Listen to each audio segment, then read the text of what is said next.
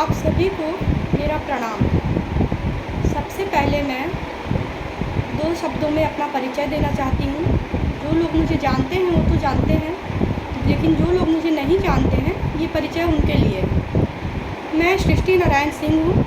मैं विश्व हिंदू महासंघ से मातृशक्ति की छत्तीसगढ़ से प्रदेश अध्यक्ष हूँ और साथ ही साथ मैं श्री अखिल भारतीय क्षत्रिय महासभा की छत्तीसगढ़ से लेडीज विंग की प्रदेश अध्यक्ष हूँ। मैं आज आप लोगों के सामने दो गंभीर विषयों पे चर्चा करने के लिए आई हूँ। सबसे पहला विषय है जो हमारे देश की बेटी के साथ कलकत्ता में जो ट्रेनी डॉक्टर के साथ जघन्य अपराध हुआ है उस सब्जेक्ट में, और दूसरा विषय है बांग्लादेश में हिंदुओं की स्थिति पर। तो सबसे पहले विषय पे हम आते हैं। जो हमारे देश में हमारे ट्रेनी डॉक्टर के साथ जो जघन्य अपराध किया गया है उसके लिए मैं सरकार से ये मांग करती हूँ कि सरकार उन्हें पकड़े और अपराधियों को पकड़े, और अपराधियों पर जो कुछ लोग अपराधियों को बचाने की कोशिश कर रहे हैं तो उन पर भी कार्रवाई करें और उन्हें कठोर से कठोर सज़ा दिया जाए। ऐसी सज़ा दिया जाए कि दोबारा कोई ऐसे अपराध करने के लिए सोच भी ना सके। लेकिन ऐसा अभी तक हुआ नहीं है। उसके दो तीन कारण हैं। उसके दो तीन कारण ये हैं कि एक तो हमारे देश की जो पुरानी सभ्यता है, आज से नहीं, जब से ये ब्रह्मांड बना है, दुनिया बना है, तब से चला आ रहा है। हमारे देश में सत्य सनातन हिंदू वैदिक धर्म की जो संस्कृति है, परंपरा है, उस परंपरा का निर्वहन लोग नहीं कर रहे हैं। लोग पाश्चात्य सभ्यता की तरफ ज़्यादा अट्रैक्ट हो रहे हैं। इसलिए मैं उस तरफ लोगों का ध्यान आकर्षित करना चाहती हूँ। इसके लिए दो टॉपिक है मेरे पास। एक तो ये कि लोग छोटे कपड़े पहनते हैं और महिलाएं छोटे कपड़े पहन के कहती हैं कि हमारे में खराबी नहीं है, आप अपनी सोच बदलिए। तो उस पर मैं ये बोलना चाहती हूँ, हालांकि बहुत सारी महिलाओं को मेरी ये बात ख़राब लगेगी, पर मैं इस पर ये बोलना चाहती हूँ कि लोगों पर उस चीज़ का असर होता है। अगर आप एक्सपोज कर रहे हो तो उसका लोगों की मेंटलिटी पे असर होता है। ये मैं इसलिए कह रही हूँ कि मैं इसके लिए एक एग्जांपल देना चाहती हूँ कि अगर हम कॉमेडी मूवी देखते हैं तो हमें हंसी आती है, वो हमारे माइंड पे जाके असर डालता है।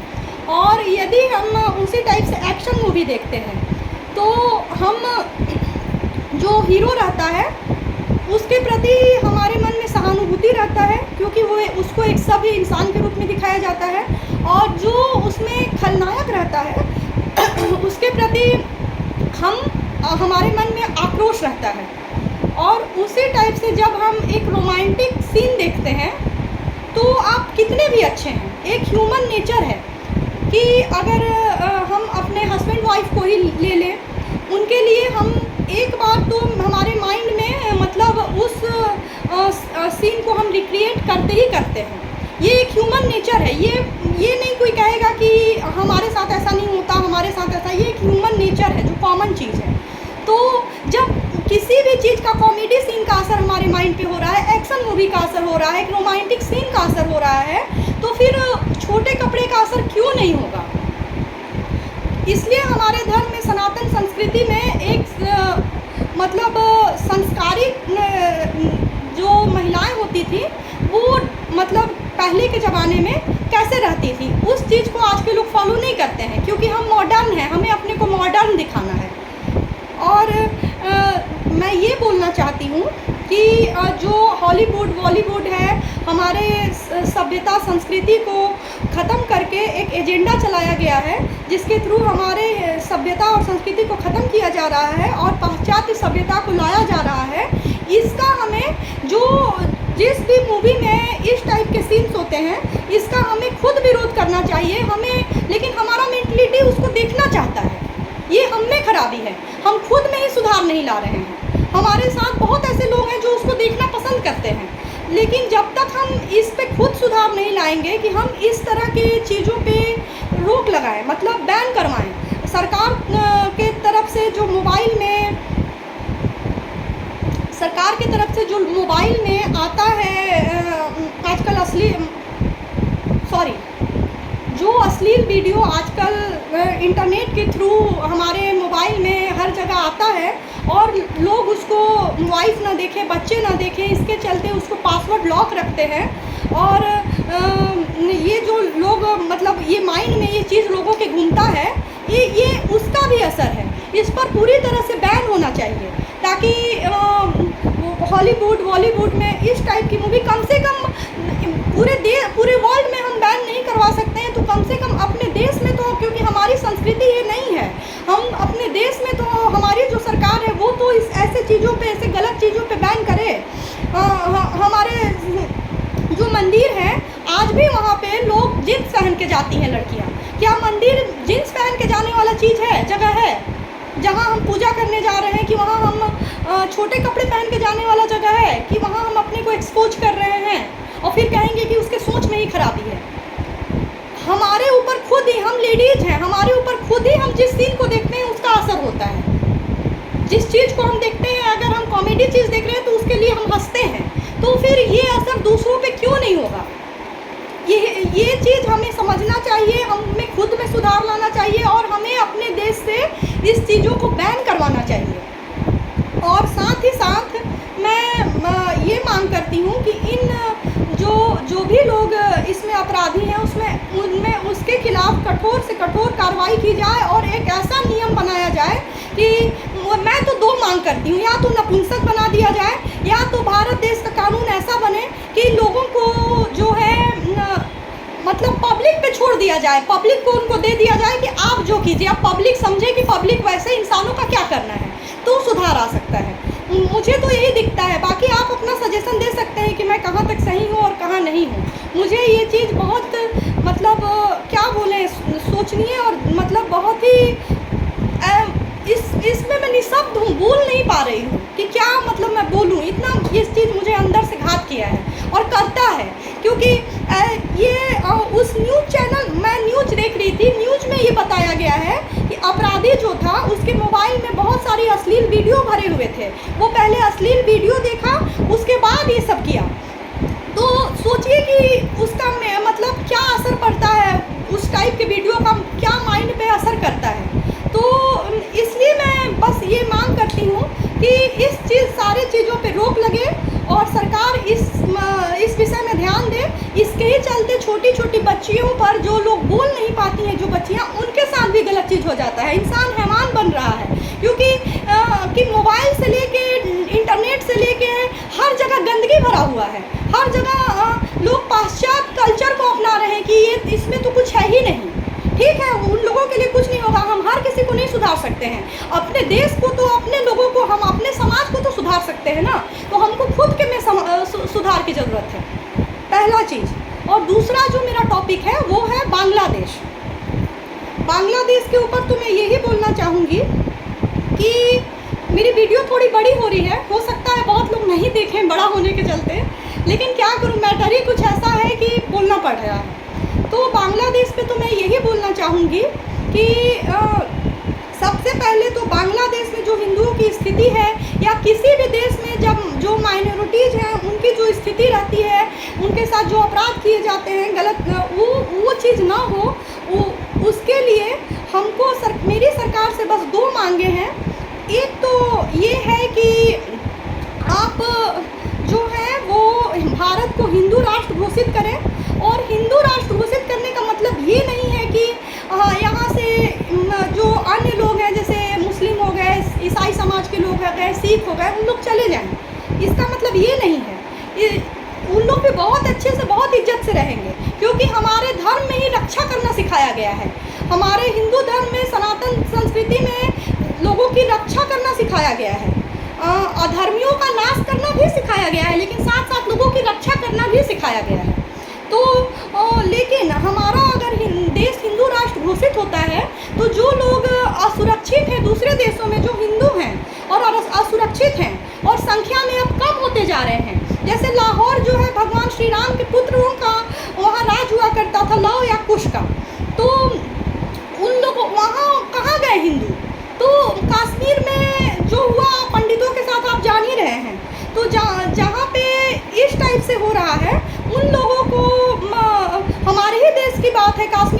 की बात नहीं है।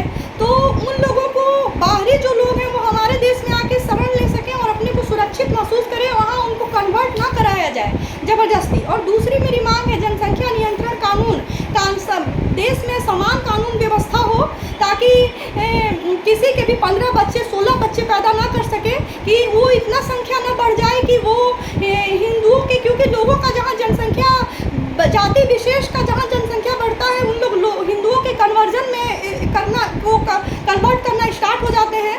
और चाहे वो कन्वर्ट किसी भी रूप में करें, वो कन्वर्ट जो है वो मेंटली रूप में करें, मतलब समझा कर करें या ज़बरदस्ती करें या जैसे भी करें, तो इस पे रोक लगाया जा सके, इसके लिए जनसंख्या नियंत्रण बहुत ज़रूरी है। तो मेरी सरकार से ये 2 मांग है। और कानून व्यवस्था पे मैं क्या ही कहूँ, ये तो आप खुद ही अनुमान लगा सकते हैं कि जैसे कि मैं अब छोटा सा आपको एग्जांपल देती हूँ कि जैसे हम हैं, तो मेरा ही एक छोटा सा केस चल रहा है, मतलब प्रॉपर्टी से रिलेटेड। मेरे पास, मैं अपनी जगह पे सही हूँ, मेरे सब कागज़ लीगल हैं, उसके बाद भी मुझे इतना समय लग रहा है कोर्ट में केस लड़ने में। अब आप खुद उसका अंदाज़ा लगाइए मैं क्या बोल सकती हूँ कानून व्यवस्था पे। एक और एग्जांपल दे सकती हूँ मैं आपको, 1-2 एग्जांपल हैं मेरे पास कि मैं जिस ज़िले से आती हूँ, बलरामपुर छत्तीसगढ़ से, उस ज़िले में एक बजरंग दल के कार्यकर्ता तो नहीं कहेंगे, वो जिला संयोजक के साथ साजिश के तहत उनका मर्डर किया गया, लेकिन उस पर लिपापोती करके उसे करार दे दिया गया कि वो मर्डर नहीं था, क्योंकि उसमें हिंदुओं का साथ नहीं मिला। हिंदू संगठित नहीं है, हिंदू जागरूक नहीं है। पता नहीं हिंदू कब जागरूक होगा, जब हिंदुओं मतलब भारत में भी ये सब चीज़ बढ़ जाएंगे, अपराध होना बहुत ज़्यादा बढ़ जाएगा, तब जागरूक होगा। कि कब जागरूक होगा हमको तो समझ ही नहीं आता है कि हम कहाँ ले जा रहे हैं समाज को, देश को, मुझे तो कुछ समझ ही नहीं आता है। मैं ये बोलना चाहती हूँ कि उसमें क्या हुआ कि वो जो लड़का था, जो संयोजक था, जिला संयोजक बजरंग दल का, वो हिंदुत्व को लेके, सनातन धर्म को लेके बहुत ही एक्टिव रहता था। वो क्या करता कि जैसे कहीं गौ हत्या हो रहा है, उसके खिलाफ आवाज़ उठाता, वहाँ फ्रंट लाइन पे चला जाता, पुलिस को लेके खबर देके, कहीं लोगों को धर्म परिवर्तन करवाया जा रहा है, उसके खिलाफ बजरंग दल वाले मेरे बलरामपुर ज़िले में एक्टिव रहते थे।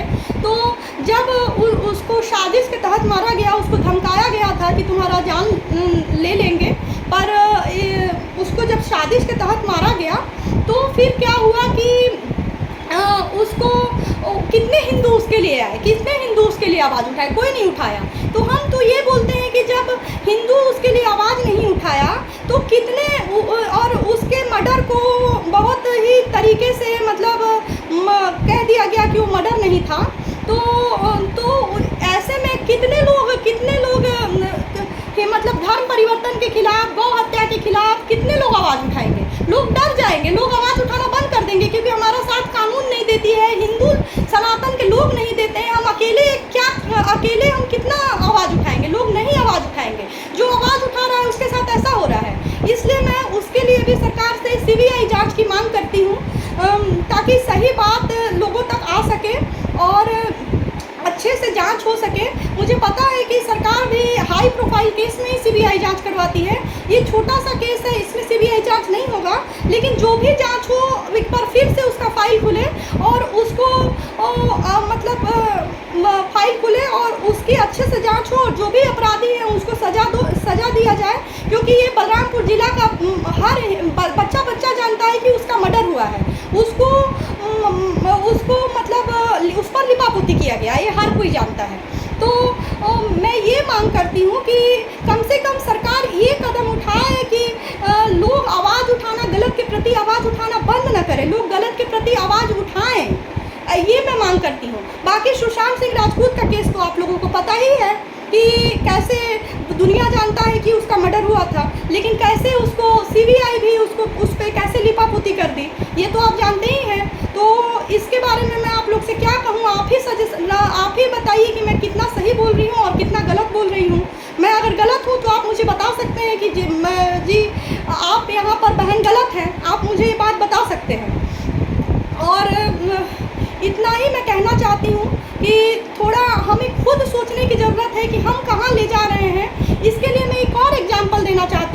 कि मेरा बड़ा बेटा जो है वो जिस स्कूल में पढ़ता है उसके नेल्स बढ़ गए थे। तो वो मॉनिटर चेक करने आई, तो वो बोला कि मेरा मतलब मत बताना टीचर्स को बता दोगे तो मैं डांट खाऊंगा।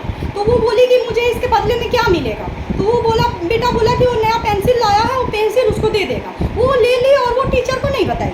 तो मैं ये कहना चाहती हूँ, जब छोटे बच्चे इस तरह से, छोटा ही बहुत छोटा मैटर है, घूस लेंगे, तो बड़े लोग बड़े होके वो जो ऑफिसर बनेगी, कुछ ऑफिसर बनेगी, तो कितनी वो घूसखोर निकलेगी, वो ऑनेस्ट होगी? आप ही बताइए। तो हम कितने ऑनेस्ट हैं, हम कितने सही हैं, ये हमको सोचने का ज़रूरत है कि हम देश को, हम समाज को कहाँ ले जा रहे हैं। इसीलिए चाहे हम उसको ऊपर वाले को, आप ठीक है अलग अलग नामों से मानते हैं, हम उन्हीं को भगवान कहते हैं, कोई उसको अल्लाह कहता है, कोई ईसा मसीह कहता है, कोई उसी को वाहे गुरु कहता है, लेकिन ऊपर वाले को लोग मानते तो हैं। ये तो मानते हैं कि कोई जो एक शक्ति है जो हमको जन्म दिया है, जो हमको मार सकता है और मारने का कैपेसिटी है, जिसको जन्म देने का, जो जन्म दे सकता है और जो जिसके इच्छा के बिना एक पत्ता भी नहीं हिल सकता, ये तो आप मानते हैं। तो ये जब मानते हैं तो यही सब जो हम खुद अब इस देश को, अपने समाज को, हम इंसानियत खो बैठे हैं आज के डेट में, हम इंसान ही नहीं रह गए हैं। इतना हमारे में छल प्रपंच, कपट, द्वेष, जलन, ईर्ष्या, लालच भर गया है कि हम इंसान ही नहीं रह गए हैं। तो ले जा रहे हैं कि वो गुस्सा रहा है तो एक ही बार खंड प्रलय कर दे रहा है, प्रलय होना स्टार्ट हो जा रहा है, जो अभी खंड प्रलय जगह जगह हो रहा है। पहले भी सुनामी आता था, पहले भी ज्वालामुखी विस्फोट होता था, सारी चीज़ें पहले होती थी, प्राकृतिक आपदाएं पहले भी एक्सीडेंट्स होता था। लेकिन आज आप देखिए कि आज की तुलना में पहले कितना कम होता था, अब कितना बढ़ गया है, क्योंकि वो ऊपर वाला जो देख रहा है, वो देख रहा है कि हम कहाँ जा रहे हैं, किस गर्त में जा रहे हैं। हमें इसमें सुधार की ज़रूरत है, नहीं तो हम पूरे धरती में प्रलय ले आ देंगे। जो आपके साइंटिस्ट नासा के, इसरो के, बहुत जगह हम लोग को चेताते भी हैं, चेतावनी भी देते हैं कि ऐसा होने वाला है, अंतरिक्ष से एस्ट्रॉइड आने वाला है, ये होने वाला है, वो होने वाला है। क्यों? क्योंकि वो सब चीज़ हम खुद कर रहे हैं। हम इतना मतलब गिर गए हैं आज के डेट में अपने फ़ायदा के लिए कि हमें सिर्फ अपना फ़ायदा दिखता है, हमें और कुछ नहीं दिखता है। और उसी का कारण है जो कि अपराध इतना बढ़ गया है, लोग ऑनेस्ट नहीं हैं। तो हमें खुद में सुधार की ज़रूरत है। मैं आप लोगों से हाथ जोड़ के रिक्वेस्ट करती हूँ कि अपने में हम, जैसे मैं अपने में सुधार लाऊँ, हर कोई अपने में सुधार लाए तो अपने से लोग सुधर जाएंगे। लेकिन ऐसा नहीं हो रहा है, इसलिए प्रलय हो रहा है। और ऐसा नहीं हुआ तो मैं आगे भी कहती हूँ कि पूरा प्रलय हो जाएगा और एक नए सृष्टि का सृजन होगा जिसमें हम लोग जैसे गंदे लोग नहीं रहेंगे। अब आप सोचिए कि मैं कितना सही बोली हूँ और कितना गलत बोली हूँ। इतना कहकर मैं अपनी वाणी को विराम देती हूँ। मुझे इसमें जो भी त्रुटि हो मुझे क्षमा करने का कोशिश करें, क्योंकि मैं कोई मैं कोई पॉलिटिशियन नहीं हूँ, मैं कोई नेता नहीं हूँ और मुझे बोलने का एक्सपीरियंस नहीं है। मुझे अंदर से ख़राब लगा, इसलिए मेरे ये दिल का आवाज़ है जो मैं आप तक बोल रही हूँ। ये खुद को सोचने की ज़रूरत है। इतना अब कहकर मैं अपनी वाणी को विराम देती हूँ। आप मुझे बताएं कि मैं कितना सही हूँ और कितना गलत। जय श्री राम, वंदे मातरम।